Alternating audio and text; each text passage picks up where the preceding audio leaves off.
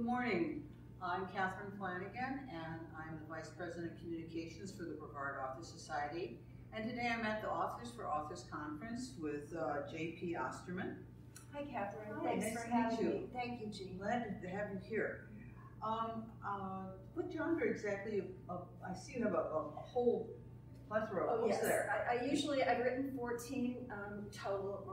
Most are science fiction, and some 3, the trilogy that I've written, it's more military science fiction, which had a lot of research to it. Okay, so let's hold up the covers here. Okay. So we have what? Book one was First Communication. Okay. It's when the war starts and how Thornton Manning becomes one of the world leaders, and he searches for the galaxy, uses technology to find aliens in alien life, and how basically we acquire alien technology and how it can be used for good and it can be used for evil. Okay, great. And the second one in the series? Second one is Battlefield Matrix, and this is the heart of the alien technology, and how Thornton Manning in book 1, he starts out as a wonderful scientist, and there's a murder. There's a bad guy who comes in and murders the woman with whom he's in love. And he's never able to actualize that love, and he's obsessed about finding the murder. That's one of the subplots.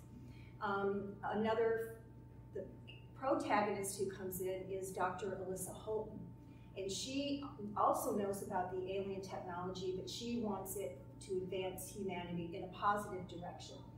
Thornton finds ways to take it into a negative or to use it for his own means, and this is basically the heart of how he manipulates the alien technology and manipulates people to get his way. Okay.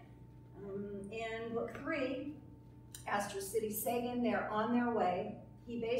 Thornton Manning, kills a lot of people and they flee Earth because not everybody can leave Earth and Earth is dying after a terrorist kind of takeover. But that's one of the major plots of it, and where the military part comes in.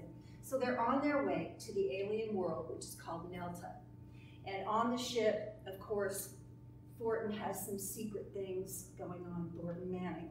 And he knows that she knows about it. He wipes out her memory. So basically, this is the third book where she is working. She knows that something's wrong, but he at the same time is pushing her away. And it's this fight and this struggle to get to the bottom of that, and for her to kind of recognize who she is and regain her identity. So is this the last book of the No, series? I have one more to write. I have one more to write. Okay. And I'm really working on it. And then you also have... Yes, I have a book of short stories I didn't bring with me. It's called Pareidolia, but I took 2 because sometimes at conferences, people don't know who I am as a science fiction writer. So this is just, hey, if you'd like to get to know how I write, here's a book, for $3, you can just get to know me. And this one sells quite a bit too. And then you have another book. Then I have, yes, Cosmic Rift. Now this one I sent to Buzz Aldrin, I sent to General Charles Bolden, and Carolyn, I don't know, several heads of Northrop Grumman, Lockheed Martin. I did get some, standard responses back. But this is about an astronaut, Steve Strunk, and he is with Elizabeth Beals, and they're on a mission, but cosmic forces interrupt them, set them on a different trajectory where they finally come into reality again, because I use a lot of space folding as my propulsion. And they encounter a cosmic rift. Oh. So the artificial intelligence that's propelling their ship, that is kind of out of funk, and so they also have neural connections. I use that like a neural net connection where it can think with the computer. That goes haywire.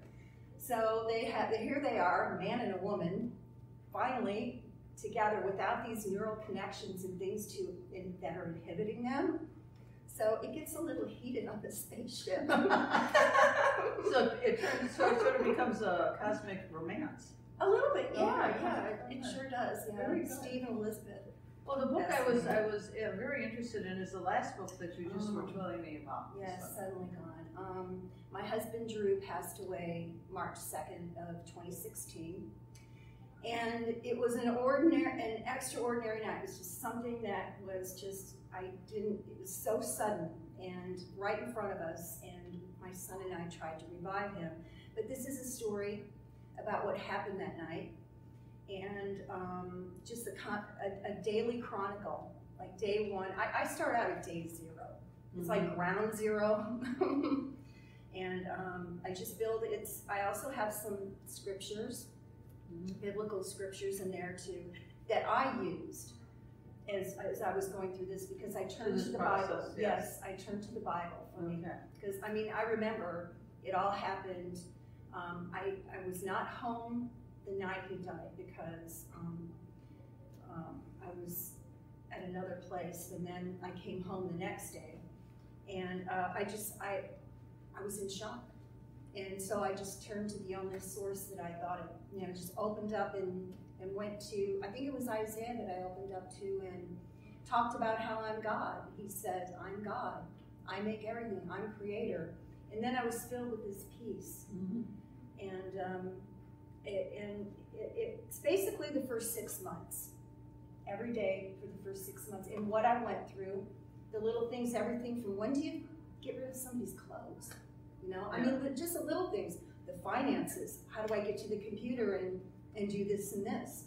So as I was writing this, I also considered what other people, men and women, so many people experience a loss. I think that's going to be a very helpful book for someone who's gone through that experience. So yes, I'll definitely recommend that one for other people. Thank you. So what decided you to choose science fiction for your genre? I've always been fascinated with Ray Bradbury. I've heard when he passed away, but when he was alive, I heard him speak 3 times. Oh, wow. And when I was a teacher at Rosemead High School, and of course he was based in LA. I mean, a lot of his short stories became screenplays, like Moby Dick. He actually wrote the screenplay for that. So he inspired me. The Illustrated Man, all the tattoos, just a story. The little girl on Mars, who she waits, you can only see the sunshine, maybe one day a year. And what happens is she gets trapped below the surface. Everybody's there, and she's down, and she misses seeing the sunshine. He just has that way of taking one character and illuminating character and circumstances and really hitting it home, And so when I was teaching at Rosemead, I actually had a time to sit next to him and hear him speak, and it was, I goosebumps all over. And so I just started writing like short stories, and then I wrote, my first novel was actually one novel called Matter Street. And I took it to the Maui Writers Conference, and it won a Rupert Hughes Award. Oh, wonderful. Yes, so Rupert Hughes was Howard Hughes's uncle, and that's how Howard Hughes got into the Hollywood scene, the whole thing. And I think Kimberly Cameron and James Cameron, I believe that they're also related to the Hughes family. So, but it just didn't quite sell because I'm not an astronaut or a physicist. So I just took it, and I took the one book, and I'm making 4 stories out of it. Very good, very good. And I write short stories for the Guild that I have in the Space Coast Writers Guild. Space Coast Writers Guild. So do you write every day? Just about. I try to write every day. I've been actually into more poetry, and I'm getting ready to write a short story for Scott Tilley's book that he's wants to publish an anthology. So I'm going to write a short story for that. Okay. Well, I thank you so much for being here today, and I hope you have a really great summer. Thank you, Catherine. Thanks, Jean, for having me.